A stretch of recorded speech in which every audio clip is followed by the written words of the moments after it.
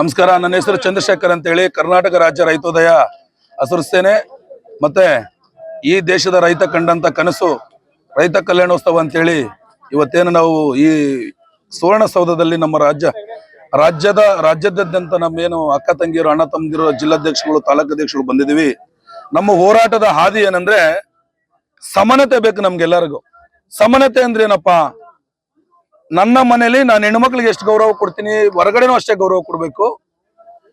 Stage ಮುಂದೆ ಅಷ್ಟೇ ಗೌರವ ಕೊಟ್ಟು ಹೊರಗಡೆ ಕಾಲೋದಿವಂತ ಕೆಲಸ ಮಾಡಬಾರ್ದು. ಹಾಗಾಗಿ ಸಮಾನತೆ ಬೇಕು, ಶಿಕ್ಷಣ ಬೇಕು, ಆರೋಗ್ಯ ಬೇಕು, ವಿದ್ಯೆ ಬುದ್ಧಿ ಪ್ರತಿಯೊಂದು ಬೇಕು ಅಂತ ಹೇಳಿ ಇವತ್ತೇನು ನಾವು ಏನು ಹೋರಾಟಕ್ಕೆ ಹೊರಟಿದೀವಿ. ನಮ್ಮ ಹೋರಾಟದ ಮೊದಲನೇ ಹೆಜ್ಜೆ ಏನಂದ್ರೆ ಈ ದೇಶದ ರೈತ ಕಂಡಂತ ಕಲ್ಯಾಣೋತ್ಸವ. ಅಂದ್ರೆ ರೈತ ನೋಡ್ರಿ, ಬೆಳಿಗ್ಗೆ ಎದ್ದು 4 ಗಂಟೆ ಮುಂಜಾನೆ ನೀರಾವರಿ ಕರೆಂಟ್ ಇಲ್ಲ ಸಾಯ್ತಾ ಇರ್ತಾನೆ, ಕಲ್ಲು ಮುಳ್ಳು ಎಲ್ಲ ಕಿತ್ಬಿಟ್ಟು ತನ್ನ ನೋವಿದ್ರು ಕೂಡ ಪರರಿಗೆ ಅನ್ನವನ್ನ ದಾನ ಮಾಡ್ತಿದ್ದಾನೆ. ಈ ದೇಶದ ಮೊದಲನೇ ಆಸ್ತಿ ಯಾರು ಇದ್ರೆ ಮೊದಲನೇ ಪ್ರಜೆ ಅಂತೇಳಿ ರೈತನನ್ನ ಘೋಷಣೆ ಮಾಡ್ಬೇಕು ಅನ್ನೋದು ನಮ್ಮ ವಾದ. ಯಾಕಂದ್ರೆ ಎಲ್ಲಾರು ಯಾವ್ದಾವ್ದಕ್ಕೂ ಹೋರಾಟ ಮಾಡಕತ್ತಾರ, ಆದ್ರೆ ರೈತ ದಿನನಿತ್ಯ ಅನ್ನವನ್ನ ಕೊಡ್ತಿರುವಂತ ರೈತನನ್ನ ಕೊನೆ ಮೂಲಲ್ಲಿ ಇಟ್ಟವ್ರೆ. ಯಾಕಂದ್ರೆ ಲಾಸ್ಟ್ ಬೆಂಚ್ ಅವನು. ಯಾಕಂದ್ರೆ ಅವ್ನು ಬುದ್ಧಿವಂತ ಅಲ್ಲ, ದಡ್ಡ. ನಮ್ಗೆಲ್ಲ ಅನ್ನ ಕೊಡ್ತಿದ್ದಾನೆ, ದಡ್ಡ. ರೈತ ದೇಶದ ಬೆನ್ನೆಲು ಬಂತಿದ್ದೀರಿ, ರೈತ ದೇಶದ ಬೆನ್ನೆಲು ಬಂತ ನೀವು ಅಂದಿದ್ದೆ. ಆದ್ರೆ ಈ ದೇಶದ ಒಳಗಡೆ ಸಂವಿಧಾನ ಒಳಗಡೆ ಇದು ತಿದ್ದುಪಡಿ ಆಗ್ಬೇಕು. ಈ ದೇಶದ ಮೊದಲನೇ ಆಸ್ತಿ ಮತದಾರ ಅಲ್ಲ, ಈ ದೇಶದ ಮೊದಲನೇ ಆಸ್ತಿ ಯಾರು ಇದ್ರೆ ನಮಗ್ ಅನ್ನ ಕೊಡೋ ರೈತ ಒಬ್ಬನೇ ಮೊದಲನೇ ಆಸ್ತಿ, ಅವನೇ ಮೊದಲನೇ ಪ್ರಜೆ ಆಗ್ಬೇಕಾಗಿರೋದು ಅನ್ನೋದು ಒಂದು ವಾಯಿದೆ. ಎರಡನೇದು, ನಾನು ಕಟ್ಟುವಂತ ಟ್ಯಾಕ್ಸ್ ನನ್ನ ತಗೊಳ್ತಿರುವಂತ ಗೌರ್ಮೆಂಟ್ ಎಂಪ್ಲಾಯಿಗಳು ಅವರ ಮಕ್ಕಳನ್ನ ಗೌರ್ಮೆಂಟ್ ಶಾಲೆಯಲ್ಲೇ ವಿದ್ಯಾಭ್ಯಾಸವನ್ನ ಮಾಡ್ಬೇಕು. ಇಲ್ಲಾಂದ್ರೆ ಗೌರ್ಮೆಂಟ್ ನೌಕರಿ ಇದಕ್ಕೆ ಹುದ್ದೆಗೆ ರಾಜೀನಾಮೆ ಕೊಡಬೇಕು. ಯಾಕೆ ಅಂದ್ರೆ ಇವತ್ತು ಪ್ರತಿಯೊಬ್ರು ನಾವು ಕಟ್ಟುವ ಏನ್ ರೈತರು, ಕೂಲಿ ಕಾರ್ಮಿಕರು, ಬಡ ಬಗ್ಗರು ಕಟ್ಟುವಂತ ಟ್ಯಾಕ್ಸ್ ಒಳಗಡೆ ನೀವು ಸಂಬಳವನ್ನ ತಗೊಳ್ತಾ ಇದ್ದೀರಿ. ಆದ್ರೆ ನೀವು ನಿಮ್ಮ ಮಕ್ಕಳನ್ನ ನಮ್ಮ ಸ್ಕೂಲಲ್ಲಿ ಬಿಟ್ಟು ಓದಿಸೋದ್ ಬಿಟ್ಟು ನೀವ್ಯಾಕೆ ತಾರತಮ್ಯವನ್ನ ಮಾಡ್ತಿದ್ರಿ? ನನ್ನ ಋಣದಲ್ಲಿ ನೀವು ಇದ್ಕೊಂಡು ನಾವು ಏನ್ ಕೆಲಸಗಾರ ಇದೀವಲ್ಲ, ನಾವೇನ್ ರೈತರು ಇದೀವಲ್ಲ, ನಮ್ಮ ಮಕ್ಕಳನ್ನ ಅಷ್ಟೇ ಗೌರ್ಮೆಂಟ್ ಸ್ಕೂಲಲ್ಲಿ ಸೇರಿ ನಮ್ಮ ಮಕ್ಳಿಗೆ ಉದ್ಯೋಗನೂ ಸಿಗೋದಿಲ್ಲ. ನೀವು ತಹಸೀಲ್ದಾರ್ ಆಗಿರ್ತೀರಿ, DC ಆಗಿರ್ತೀರಿ, SP ಆಗಿರ್ತೀರಿ, RA ಆಗಿರ್ತೀರಿ, ವಿಲೇಜ್ ಅಕೌಂಟೆಂಟ್ ಆಗಿರ್ತೀರಿ, CA ಆಗಿರ್ತೀರಿ, ಮತ್ತೆ ನಿಮ್ಮ ಮಕ್ಕಳಿಗೆ ಉದ್ಯೋಗ ಯಾಕೆ? ಗೌರ್ಮೆಂಟ್ ಎಂಪ್ಲಾಯಿಗೆ ಅಷ್ಟೇ ಉದ್ಯೋಗ ಸಿಗಬೇಕಾ? ನಮ್ಮ ಕೂಲಿ ಕಾರ್ಮಿಕರ ಮಕ್ಳಿಗೆ ಸಿಗಬಾರ್ದೇನೋ? ನಿಮಗಿಂತ ಮೆಜಾರಿಟಿಲಿ ಇರ್ತಾರೆ. ಯಾಕೆ? ನೀವು ಪ್ರೈವೇಟ್ ಶಾಲೆಯಲ್ಲಿ ಓದಿಸ್ತೀರಿ, ನಮ್ಮ ಮಕ್ಳಿಗೆ ನ್ಯಾಯ ಸಿಗಂಗಿಲ್ಲ. ಅದಕ್ಕೆ ನಮ್ಮ ಉದ್ದೇಶ ಏನಂದ್ರೆ ಅದೊಂದೇ ಅಲ್ಲದೆ, ಇವತ್ತೇನು ನನ್ನ ಸಣ್ಣ ಮಕ್ಕಳು 8 ವರ್ಷದವರು, 9 ವರ್ಷದವರು, 13 ವರ್ಷ, 14 ವರ್ಷ ಹೆಣ್ಮಕ್ಳು ಈ ಸ್ಕೂಲು ಲಫಗಳು ಏನು ಮಾಸ್ಟರ್ಗಳು ಇದಾರಲ್ಲ, ಮಾಸ್ತರ್ಗಳು ರೇಪ್ ಅನ್ನ ಮಾಡಿದ್ದಾರೆ. ನನ್ನ ಮಕ್ಕಳು ಸಣ್ಣ ಮಕ್ಕಳನ್ನ ರೇಪ್ ಮಾಡಿದ್ದಾರೆ.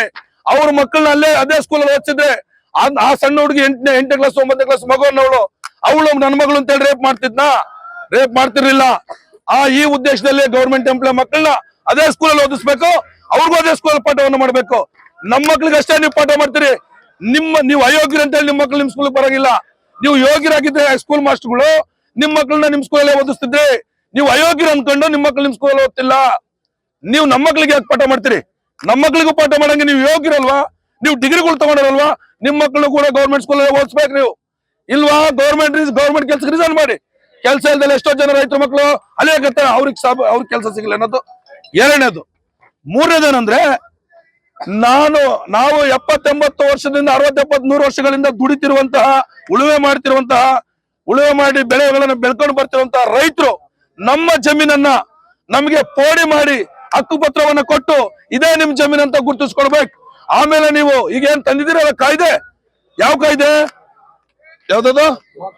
ವಾಕ್ ಬೋರ್ಡ್ ಅನ್ನ ತಂದಿರೋದು ಒಳ್ಳೇದೇ, ತಪ್ಪೇನಿಲ್ಲ, ಅದು ಒಳ್ಳೇದು, ನಮ್ಗೆಲ್ಲ ಅನುಕೂಲ ಆಗುತ್ತೆ, ಬಡವ್ರ ಮಕ್ಕಳಿಗೆಲ್ಲ ಒಳ್ಳೇದಾಗುತ್ತೆ. ಇಲ್ಲಿ ಕಳ್ಳರಾಗಾರ ಯಾರು ಗೊತ್ತಾ? 500 ಎಕರೆ, 1000 ಎಕರೆ, 1500 ಎಕರೆ ನಮ್ದಿಲ್ರಿ. ನಾವ್ ಇವತ್ತೇನು ಜಂಟಿ ಸರ್ವೆ ಅಂತೇಳಿ ಈಶ್ವರ ಖಂಡ್ರೆ ಅವ್ರು ಮಾತಾಡಿದ್ದಾರೆ, ಮಾನ್ಯ ಕಂದಾಯ ಸಚಿವರು ಮಾತಾಡಿದ್ದಾರೆ. ಅವ್ರ ಮೇಲೆ ನಮ್ಗೆ ಅಪಾರವಾದ ಗೌರವ ಇದೆ. ಮಾನ್ಯ ಈಶ್ವರ ಖಂಡ್ರೆ ಅವರೇ, ಮಾನ್ಯ ಕಂದಾಯ ಸಚಿವ ಅವರೇ, ನಿಮ್ಮ ಮೇಲೆ ಅಪಾರವಾದ ಗೌರವವನ್ನ ಈ ರಾಜ್ಯ ಕಂಡಿದೆ. ತಾವು ದಯಮಾಡಿ ಜಂಟಿ ಸರ್ವೆಯನ್ನ ಮಾಡ್ಕೊಡಿ. ಬರೀ ಆದೇಶ ಮಾಡೋದಲ್ಲ, ನಿಮ್ಮ ಫಾರೆಸ್ಟ್ ಇಲಾಖೆಗೆ, ನಿಮ್ಮ ಕಂದಾಯ ಇಲಾಖೆಗೆ, ನಿಮ್ಮ ತಹಸೀಲ್ದಾರ್ಗೆ, ನಿಮ್ಮ DC-ಗೆ ದಯವಿಟ್ಟು ನೀವು ಅಧಿಸೂಚನವನ್ನ ಕೊಡಿ. ಆದಷ್ಟು ಬೇಗ ಈ ಸರ್ವೆ, ಈ ಜಮೀನನ್ನ ಖಾತೆ ಮಾಡಿ ಬಾಂಕಲ್ ಕೂರ್ಸಕ್ ಕೊಡಿ. 4ನೇದು ಏನಂದ್ರೆ, ನಾನು ಬೆಳೆದ ಬೆಳೆಗೆ ದಳ್ಳಾಳಿ ರೇಟ್ ಕಟ್ಟಂಗಿಲ್ರಿ. ಯಾಕಂದ್ರೆ ಬೆಳೆಯೋನ್ಗೂ ತಗೊಳ್ಳೋನ್ಗೂ ಮಧ್ಯದಲ್ಲಿ ಬೆಳೆಯೋನ್ಗೂ ತಗೊಳ್ಳೋನ್ಗೂ ಮಧ್ಯದಲ್ಲಿ ದಲ್ಲಾಳಿ ಬಂಧನ. ನಾನು 12 ರೂಪಾಯಿಗೆ ಮಾಡಿದವನು 13 ರೂಪಾಯಿಗೆ ಮಾಡ್ತೀನಿ, ವ್ಯಾಪಾರದವನು ತಗೊಂಡೋಗ್ತಾನೆ. ಆದ್ರೆ ಮಾರುಕಟ್ಟೆಗೆ ಹೋದ್ಮೇಲೆ 26 ರೂಪಾಯಿಗೆ ಹೋಗುತ್ತೆ, ನನ್ಗೆ 13 ರೂಪಾಯಿಗೆ ಸೇಲ್ ಆದಾಗ ಅವನು 13 ರೂಪಾಯಿ ಜಾಸ್ತಿ ತಗೊಳ್ತಾನ. ಅವಾಗ ನಾನು ಬೆಳೆದ ಬೆಳೆಗೆ ರೇಟ್ ಸಿಗೋದಿಲ್ಲ. ಇಲ್ಲಿ ದಲ್ಲಾಳಿಯನ್ನ ಕಡಿವಾಣ ಹಾಕ್ಬೇಕು. ಇವತ್ತೇನು ಕರ್ನಾಟಕದೊಳಗಡೆ 224 ಕ್ಷೇತ್ರ 31 ಜಿಲ್ಲೆ 3600 ಚಿಲ್ಲರೆ ಹೋಬಳಿದಾವಲ್ಲ, ಆ ಹೋಬಳಿಲಿ ಒಂದು ರೈತ ಕೇಂದ್ರವನ್ನ ತೆಗಿಬೇಕು. ತಾನು ಬೆಳೆದ ಮಾರ್ಕೆಟ್ ಅನ್ನ ತಾನೇ ಎಕ್ಸ್ಪೋರ್ಟ್ ಮಾಡ್ಬೇಕು. ಆ ತರ ನೀವು ಕಾಯ್ದೆಯನ್ನ ಮಾಡ್ಕೊಡ್ಬೇಕು ಅನ್ನೋದು ನಮ್ಮ ವಾದ. 5ನೇದು